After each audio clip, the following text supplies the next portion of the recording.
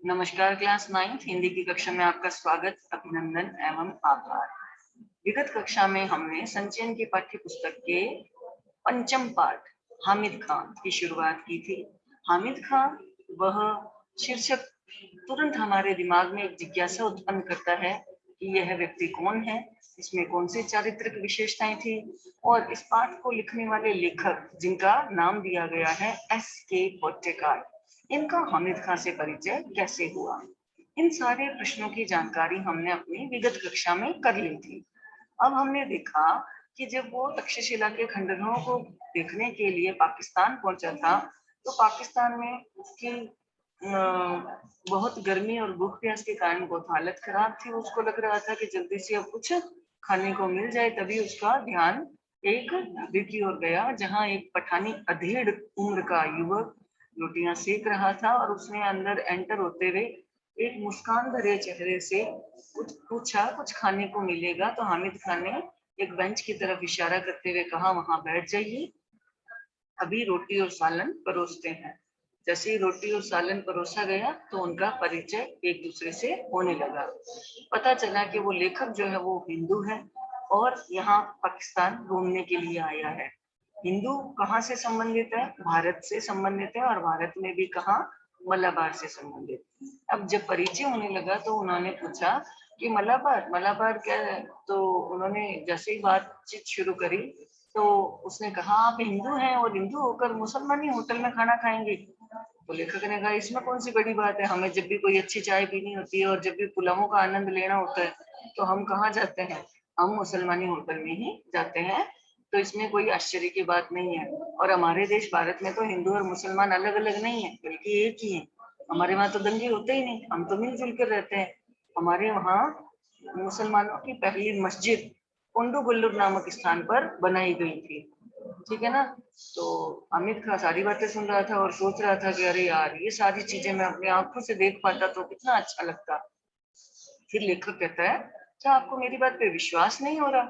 तो हामिद क्या कहता है, भाई विश्वास तो आपकी बात पर हो गया, लेकिन मुझे ये विश्वास नहीं हो रहा कि आप हिंदू हैं, क्योंकि हमारे यहाँ हिंदू जो है इतने फक्र से मुसलमानों से इस तरह की बात नहीं कहता, क्योंकि हिंदुओं की नजरों में तो हम जो है आतताइयों की औलाद माने जाते हैं, अर्थात आतंकवादियों की औलाद माने जाते हैं। हमें इस हालत में भी अपनी सम्मान की रक्षा के लिए लड़ना पड़ता है, यही हमारा भाग्य बन गया है। अब उसकी आवाज में, बेचारे की आवाज में सच्चाई जो है वो कूट कूट कर भरी थी, यानी वो जो कुछ भी कह रहा था वो बिल्कुल सही था। फिर उन्होंने पूछा, भाई आपका शुभ शुभ नाम? तो उसने बताया, भाई मेरा नाम हामिद खां है और वो जो सामने चारपाई पर बैठे हैं वो मेरे अब्बा जान है। अब्बा जान यानी पिताजी। तो अच्छा, आप 10 मिनट इंतजार करो, सालन अभी पक रहा है। सालन जैसे हरी सब्जी है जिसके अंदर थोड़ा सा शोरबा मिक्स होता है, यानी थोड़ा नॉनवेज जो है मिक्स होता है।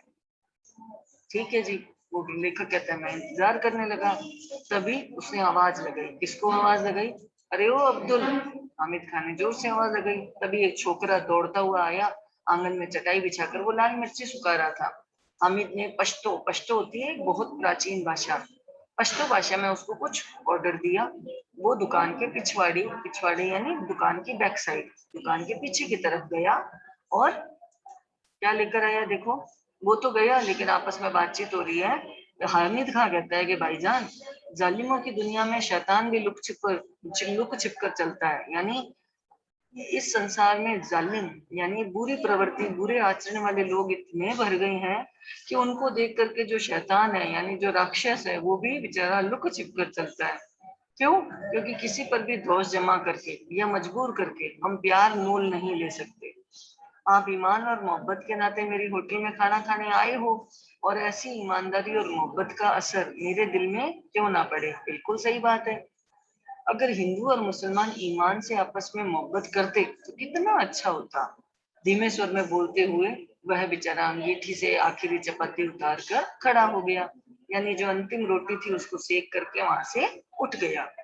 जो छोकरा पिछवाड़ी की ओर गया था यानी दुकान के पीछे की ओर भागा था, उसने एक थाली में चावल लाकर सामने रख दिए। हामिद खान ने 3-4 चपातियां उसमें रख दी। फिर लोहे की तश्तरी में सालन परोसा गया। छोकरा साफ पानी से भरा एक कटोरा ला करके मेज पर रखकर चला गया। और लेखक कहता है मैंने बड़े चाव से पेट भर खाना खाया और जेब में हाथ डालते हुए मैंने हामिद खां से पूछा, हाँ भाई कितने पैसे हुए? हामिद खान ने मुस्कुराते हुए लेखक का हाथ पकड़ लिया और बोला कि भाईजान माफ कीजिएगा, मैं पैसे नहीं लूंगा, आप तो मेरे मेहमान हैं। यश क्या कह रहे हो बेटा? मैम वो थाली के साथ उसको, मतलब रोटी के साथ उसको क्या परोसा था? सालन। सालन का अर्थ होता है हरी सब्जी जिसमें थोड़ा नॉनवेज मिक्स होता है, तरीदार सब्जी। अच्छा, ठीक है। Okay ma'am. सालन का अर्थ होता है हरी तरकारी वाली सब्जी जिसमें थोड़ा नॉनवेज मिक्स होता है। ठीक है, ओके मैम। चलिए। हाँ जी, तो अब क्या हुआ, उन्होंने मुस्कुराते हुए हाथ पकड़ लिया और बोला, भाई भाईजान मुझे माफ करो, मैं आपसे पैसे तो बिल्कुल भी नहीं लूंगा। क्यों? क्योंकि आप तो मेरे मेहमान हो। यानी भारतीय संस्कृति के अंदर जो मूल्य माना जाता है क्या, कि अतिथि देवो भव, भाई मेहमान जो है वो हमारे भगवान के सदृश होते हैं। तो लेखक कहता है देखो भाई, मेहमान नवाजी अलग बात है, एक दुकानदार के नाते आपको खाने के पैसे तो लेने पड़ेंगे, आपको मेरी मोहब्बत की कसम। 1 रुपये का नोट निकाला और हामिद खां की ओर बढ़ाया। आप अपने जब सुनते हैं ना कि भाई 1 रुपये में बढ़िया सा खाना ही खा लिया उसने, है ना, तो ताज्जुब की बात होती है, लेकिन उस समय 1 रुपये की भी बहुत कीमत थी। अब हामिद खां उस 1 रुपये के नोट को लेते हुए थोड़ा सकुचा रहा था। सकुचाना यानी हिचकिचाना, हेजिटेट होना। उसने वही रुपया लेकर के और फिर से रिटर्न करते हुए लेखक के हाथ में रख दिया और कहा, क्या कहा देखो, भाईजान मैंने खाने के पैसे आपसे ले लिए, मगर मैं चाहता हूं कि कि आप मगर मैं चाहता हूं कि यह आप ही के हाथों में रहे। क्यों? क्योंकि जब आप वहां पहुंचेंगे कहाँ, भारत में, तो जब किसी भी मुसलमानी होटल में जा करके इस पैसे से पुलाव खाएंगे और तक्षशिला के हामिद भाई को याद करें। कितनी अच्छी बात बोली देखो, कि भाई साहब मैंने आपका 1 रुपया ले लिया, लेकिन मैं इसको रिटर्न करके वापस आपके हाथ में रखता हूँ, तो क्योंकि मैं चाहता हूँ कि जब भी आप भारत पहुंच जाओ और जब भी किसी मुसलमानी होटल में जाकर के चावल खाओगे, पुलाव खाओगे, तो उस समय आप हामिद खां को याद कर लेना। तो लेखक कहता है कि मैं भी वहां से लौट करके तक्षशिला के खंडहरों को देखने की ओर चल गया और उसके बाद मैंने दोबारा हामिद खां को नहीं देखा।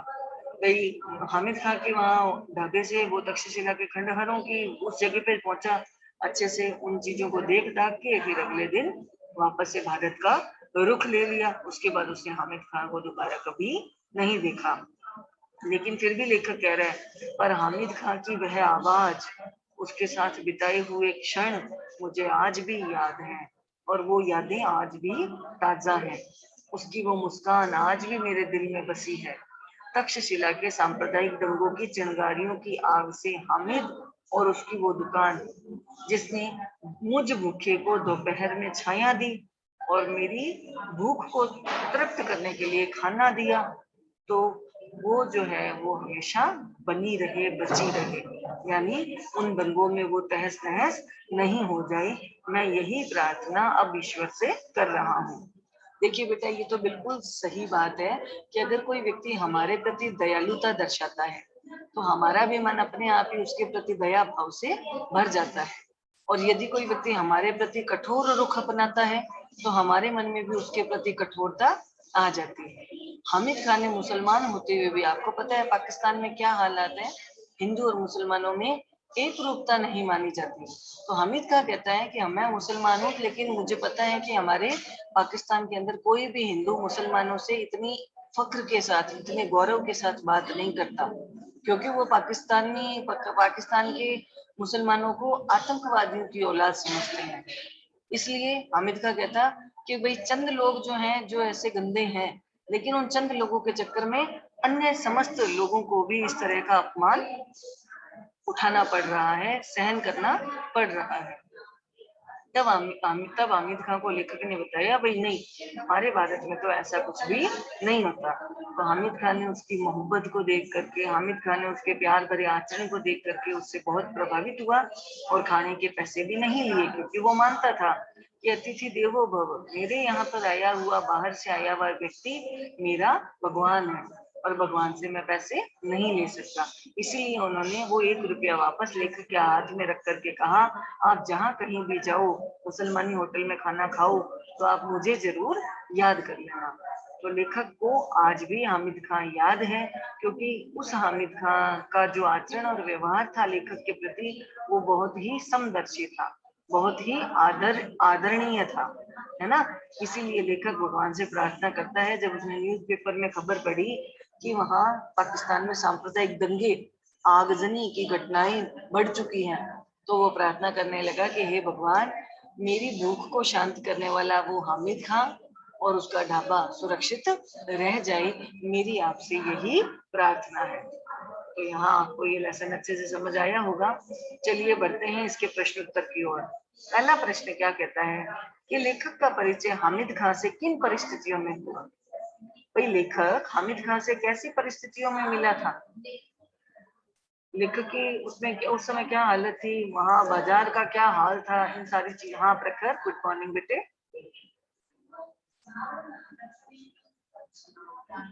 प्रखर, गुड मॉर्निंग बेटा।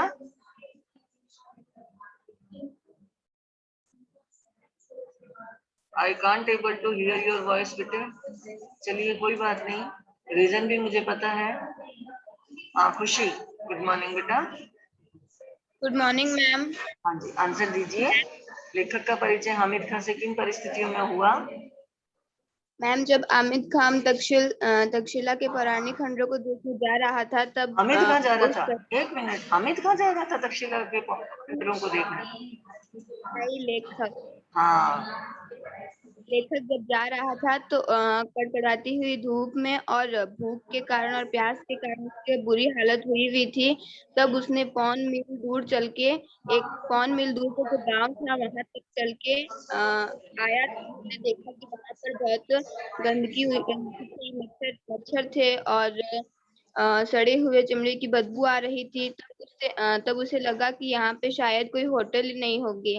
फिर थोड़ी दूर फिर चारों तरफ चक्कर लगाकर उसे एक होटल दिखाई दी। तब उसने उस होटल में देखा कि वहाँ चपातियां पक रही थी, तो वह वहां जाकर होटल में बैठ गया और तब उसकी हामिद खान से मुलाकात हुई। शाबाश बेटा, बिल्कुल उन्हीं परिस्थितियों का वर्णन करना है कि जब ऐसे वो वहां से बाजार की तरफ मुड़ा, तो बाजार में किस तरह से धुआं, चमड़े की बदबू और है ना तंग गलियां, हस्तरेखाओं की तरह फैली हुई तंग गलियां, कोई भी होटल नहीं थी। एक तो इतनी गर्मी थी, धूप में वो उसकी हालत खराब थी, साथ में भूख और प्यास से भी बेहाल हो गया था, होटल की तलाश में था, कोई होटल नहीं दिखी। तो ये पूरी बातें वहां पर वर्णन की जाएगी बेटा। यहाँ पर आपको शब्द सीमा नहीं दी हुई। हाँ जी खुशी। मैम एक डाउट है। बोलो। मैम धौंस जमाकर मतलब क्या होता है? धौंस जमाकर धौंस जमाकर यानी अपना रौब दिखाकर। Okay ma'am. ठीक है, यस मैम। ठीक। खुशी आपका आंसर बिल्कुल सही था। नेक्स्ट क्वेश्चन है हमारा कि काश मैं आपके मुल्क में आकर ये सारी परिस्थितियां अपनी आंखों से देख सकता। हामिद खान ने यह कथन क्यों कहा। ऐसी क्या बात थी भाई, सिंपल सी बात थी भाई, हिंदू और मुसलमान प्रेम से रहते हैं, उनमें किसी तरह के दंगे नहीं होते, बल्कि हम तो खुशी के साथ रहते हैं, आनंद पूर्वक रहते हैं, मिलजुल कर रहते हैं। हामिद खान को इन बातों पर विश्वास ही नहीं हुआ, तो हामिद खान ने ये सारी बातें क्यों कही। तो आंसर देने की हमारी Jayashree. Good morning Jayashree. Good morning ma'am. हाँ जी, आंसर दीजिए बेटे। मैम हामिद खान ने ऐसा इसलिए कहा क्योंकि जब लेखक ने कहा कि भारत में हिंदू मुसलमान में कोई फर्क नहीं होता, सब मिलजुल कर रहते हैं, लेकिन पाकिस्तान में तो लोग एक दूसरे पर दावा बोलने पे रहते हैं, इसलिए हाँ उन्हें लगा कि काश मैं भी इन सब चीज़ों को अपनी नज़र से देख पाता कि लोग मिलजुल कर रहते हैं, हिंदू और हाँ मुसलमान। बिल्कुल सही। लेकिन पाकिस्तान में ऐसा कुछ नहीं होता था। शाबाश शाबाश बेटा, बिल्कुल सही है आपका भी आंसर, लेकिन हमें वो परिस्थितियां भी यहाँ मेंशन करनी है। भाई लेखक ने बताया कि मलाबार के अंदर जो हमारा राज्य है, हम हिंदू और मुसलमान मिलजुल कर रहते हैं, प्रेम से रहते हैं, दंगे तो नहीं के बराबर होते हैं। हामिद खां को इन बातों पर विश्वास नहीं हुआ, क्योंकि हामिद खान ने पाकिस्तान में जिस तरह की परिस्थितियां देखी थी वो बिल्कुल विषम थी, वो बिल्कुल विपरीत थी। वहाँ हिंदू और मुसलमानों में एक दूसरे को संदेह की दृष्टि से देखा जाता था।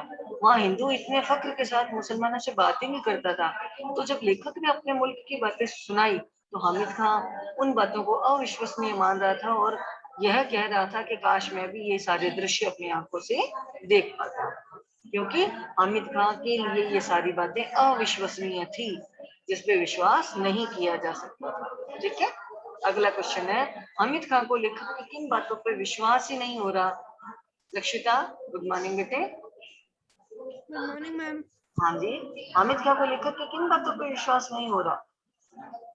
हामिद खान को लेखक की इस बात पर विश्वास नहीं हो रहा था कि वह एक हिंदू होकर मुसलमानी होटल में खाना खा रहे हैं, और जब उन्होंने ये प्रश्न पूछा तो हामिद खान ने उत्तर दिया कि हिंदुस्तान में मुसलमान और हिंदू में कोई फर्क नहीं किया जाता, वहाँ दंगे ना के बराबर होते हैं, परंतु पाकिस्तान में तो हिंदू मुसलमान संबंधों में अंतर था। इस बात पर हामिद खान को लेखक पर विश्वास नहीं हुआ।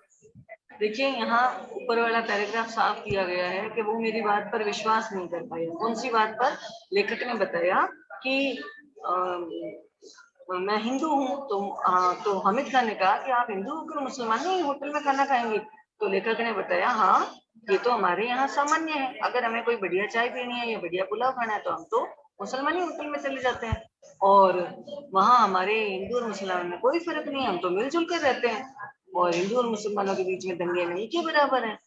तब वो हामिद खान को इन सारी बातों पे विश्वास नहीं हो पाया। ठीक है, तो लक्षिता आपका आंसर बिल्कुल सही था बेटे। अब अगला प्रश्न, और अगला प्रश्न जो है यहाँ पे आपका अंकित किया गया है कि हामिद खान ने खाने के पैसे लेने से इनकार क्यों कर दिया? क्योंकि वही लेखक हिंदू था और हिंदू से पैसे नहीं लेते, है ना आर्यन सोनगरा? गुड मॉर्निंग बेटे आर्यन। Good morning ma'am. हाँ जी, हामिद खान ने खाने के पैसे क्यों नहीं लिए भाई? मैम हामिद खान ने जब लेखक ने हामिद खान को 1 रुपया दिया तो हामिद खान ने वही पैसे उसे वापस लौटा दिए और कहा जब लेखक हिंदुस्तान पहुंचकर किसी भी मुस्लिम दुकान पे जाए तो वो यह पैसे देकर हामिद खान को याद करे। नहीं, मैं तो ये कह रही हूँ कि हामिद खान ने पैसे क्यों नहीं लिए, लेने से इनकार क्यों कर दिया? बुक की चीजों को रटो मत, थोड़ा सोचो। मैंने तुम्हें बताया भी था, हामिद खान ने लेखक से पैसे लेने से इनकार क्यों कर दिया?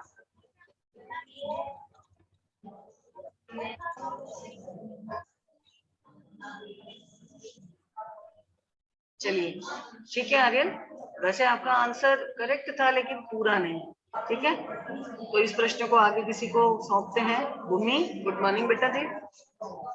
Good morning ma'am. आंसर दीजिए, हामिद खान ने पैसे लेने से इनकार क्यों किया? मैम हामिद खान को गर्व था कि एक हिंदू ने उनके होटल में खाना खाया, साथ ही वह लेखक को मेहमान भी मान रहा था। वह लेखक के शहर की हिंदू मुस्लिम एकता का भी कायर हो गया था, इसलिए हामिद खान ने खाने के पैसे नहीं लिए। वह चाहता था कि लेखक भारत पहुंचकर भी उनके नए भाई हामिद खान को याद रखे। ठीक, तो यहाँ हामिद खान ने लेखक से पैसे इसलिए नहीं लिए क्योंकि लेखक हिंदू था, और हिंदू होने के बावजूद भी उसने बड़े ही खुश होकर के और मुसलमानी ढाबे में खाना खाया था। लेकिन लेखक की जो ईमानदारी है और लेखक का जो प्रेमपूर्ण व्यवहार है, उससे हामिद खान बहुत प्रभावित हुआ, और हामिद खान ये मानता था कि लेखक उसका क्या है, मेहमान है, और मेहमान नवाजी के पैसे नहीं लिए जाते। इसलिए हामिद खान ने उसको लेखक ने जो 1 रुपया दिया था, उस 1 रुपये को वापस लौटाते हुए कहा कि आप जब भी भारत पहुंचो और किसी मुसलमानी होटल में खाना खाओ तो आप हामिद खान को जरूर याद कर लीजिएगा। तो पहली बात तो ये है कि हिंदू था फिर भी मुसलमानी होटल में खाना खाया, यानी लेखक की मोहब्बत और लेखक के इस ईमानदारी के तरीके से हामिद खां बहुत प्रभावित हुआ। और दूसरी बात ये थी कि हामिद खां के यहाँ आया हुआ लेखक जो है उसका मेहमान था, और मेहमान की मेहमान नवाजी जब भी की जाती है तो उसके पैसे नहीं लिए जाते, इसीलिए हामिद खां ने पैसे लेने से इनकार कर दिया। शाबाश भूमि, आंसर आपका सही है। और आपने पूर्व में जिस बच्चे ने आंसर दिया था उस आंसर को भी साथ में आर्यन ने दिया था, उस आंसर को भी साथ में इंक्लूड करके पूरा आंसर बनाया है। शाबाश बेटा। अगला यहाँ पे क्वेश्चन आपका दिया गया है और वो क्वेश्चन है कि मलाबार में हिंदू और मुसलमानों के परस्पर संबंधों को अपने शब्दों में लिखो। अब आपको बुक की लैंग्वेज नहीं चिपकानी यहाँ पे, आप अपने शब्दों में बताओ कि मलाबार के अंदर हिंदू और मुसलमानों में कैसे संबंध है। हितांशी, गुड मॉर्निंग बेटे। हितांशी, गुड मॉर्निंग बेटा। चलिए, हितांशी की आवाज नहीं आ पा रही है। योजना, गुड मॉर्निंग बेटे। हेलो, गुड हाँ जी, मॉर्निंग मैम। हाँ जी, बोलो बेटा, आंसर दो। मैम, जो मालाबार में हिंदू मुसलमान थे उनमें परस्पर जो भेदभाव था वो नहीं था। वे हमेशा वहाँ पे मिलजुल कर रहते थे और वहाँ पे आपसी दंगे भी ना के बराबर होते थे। और अगर किसी को बढ़िया खाना खाने जाना था तो हिंदू भी मुसलमानी ढाबे में खाना खाने जा सकता था। और वहाँ आपसी मेलजोल था। और वो सब वहाँ पे मतलब हिंदू के मोहल्लों में भी हिंदू के मोहल्लों में भी सॉरी भाईचारे से वो रहते थे। मस्जिद स्थिति थी और वे भाईचारे से रहते थे। ठीक है, वो कौन सी जगह थी जहाँ उनकी पहली मस्जिद बनी थी मुसलमानी? मैं मालाबार में बनी थी। मालाबार में कोंडू गल्लूर नामक स्थान पर बनी थी। ठीक है, हाँ, इन चीजों को कोंडोगुल। याद रखना क्योंकि ये आपके एमसीक्यूज के तौर पे पूछे हाँ, जाएंगे। ठीक है, यस सही है मैम। योजना, बिल्कुल आपका आंसर बिल्कुल सार्थक है कि आपको अपने शब्दों में उत्तर देना है, तो किताब वाली लैंग्वेज को कॉपी मत कर देना। संबंध बहुत अच्छे थे, परस्पर मिलजुल कर रहते थे, भाई भाई की तरह रहते थे, दंगे नहीं के बराबर थे। मुसलमानों की जो पहली मस्जिद थी वो भी उनके ही वहाँ एक स्थान है कोंडू गल्लूर नामक स्थान पर बनी थी। उनको अगर अच्छी चाय पीनी है, कोई बढ़िया पुलाव खाने हैं, तो मुसलमानी होटल में वो आराम से जाकर के इन चीजों का आनंद उठा सकते थे। यानी उनमें परस्पर भेदभाव नहीं था, भाईचारे की भावना थी। तो आप इसको अपनी लैंग्वेज में लिख सकते हैं। अगला प्रश्न है, तक्षशिला में आगजनी की खबर पढ़कर लेखक के मन में कौन सा विचार आया? पहले तो ये बताओ, तक्षशिला में आगजनी और खबर पढ़ी और लेखक के मन में कौन सा विचार आया? आनंद, सोनी बेटे, कारीगरी तो आप कई बार दिखाते हो, अभी अपना थोड़ा हुनर दिखाओ कि आप आंसर दे पाते हो कि नहीं। आनंद, गुड मॉर्निंग बेटा। आनंद, ये वही बच्चे हैं जिन्होंने आंसर दे दिया है। इसके अलावा अनिल, गुड मॉर्निंग बेटे। अनिल, आंसर देना चाहोगे? तक्षशिला में आगजनी की खबर सुनकर लेखक के मन में कौन सा विचार आया? कौन याद आया लेखक को सबसे पहले? कोशिश करो आनंद, अनम्यूट किया है, आंसर तो दो बेटा। आनंद, गुड मॉर्निंग बेटा। चलिए, आवाज से संपर्क नहीं हो पा रहा है। अनिल, अनम्यूट करोगे क्या अपने आप को? आंसर दीजिए बेटा। हाँ, ये आंसर देगा बच्चा, ये हमारा अच्छा और ब्रिलियंट बच्चा है। हाँ जी, अग्रवाल साहब, आर्यन जी, प्रश्न का उत्तर दीजिए। तक्षशिला में आगजनी की खबर पढ़कर लेखक के दिमाग में कौन सा विचार कौंधा? किसकी याद आई सबसे पहले? आर्यन, आर्यन अग्रवाल, आंसर दो बेटा। हाँ, चलिए, कुछ नए बच्चे दिख रहे हैं आप अपन को। हाँ जी, लीजा, गुड मॉर्निंग बेटे। लीजा, लीजा, गुड मॉर्निंग बेटा। रेज हैंड दिखाई दे रहा है लेकिन आंसर, हाँ आर्यन दे रहे हो आंसर? आर्यन अग्रवाल, आंसर दे रहे हो बेटा? आर्यन, इतना अगर मैं आंसर के लिए बोलती मुकुल को तो मुकुल तो तुरंत आंसर दे देता। हेलो, हाँ जी, गुड मॉर्निंग बेटे। Good morning ma'am. हाँ जी, लीजा, आंसर दीजिए। मैम, हामिद खां और उसकी दुकान की याद है। दुकान थी कि ढाबा था? बेटे, दुकान थी कि ढाबा था? ढाबा। हाँ, तक्षशिला में आगजनी की खबर पढ़कर लेखक के दिमाग में विचार आया कि वहां उसका परम मित्र हामिद खां है और उसका ढाबा है। तो इससे लेखक के स्वभाव की किस विशेषता का पता चला? चलिए लीजा, ये प्रश्न हमें किसी और बच्चे से पूछते हैं। Thank you Lisa. बस बेटा एक रिटर्न वर्क और हमें साइन कर दो ताकि किसी तरह की कोई शिकायत नहीं रहे आपके लिए। चंद्रवीर, चंद्रवीर गुड मॉर्निंग बेटा। भाई लेखक ने ये देखा कि आगजनी की खबर सुनी, तुरंत उसके दिमाग में विचार आया हामिद खां और उसके ढाबे का, और वो भगवान से प्रार्थना करने लगा कि भाई ये ईश्वर हामिद खां को और उसके ढाबे को सुरक्षित बनाए रखना, इस आगजनी से बचाए रखना। तो इससे लेखक के स्वभाव की किस विशेषता का पता चलता है? दिनेश, दिनेश चौधरी, दिनेश सारा वर्क भेजा हुआ है आपको, हिंदी का काम कंप्लीट करो बेटा। दिनेश आंसर दे रहे हो? गौरव भाटी, हाँ मुस्कान आंसर देगी। मुस्कान गुड मॉर्निंग बेटा।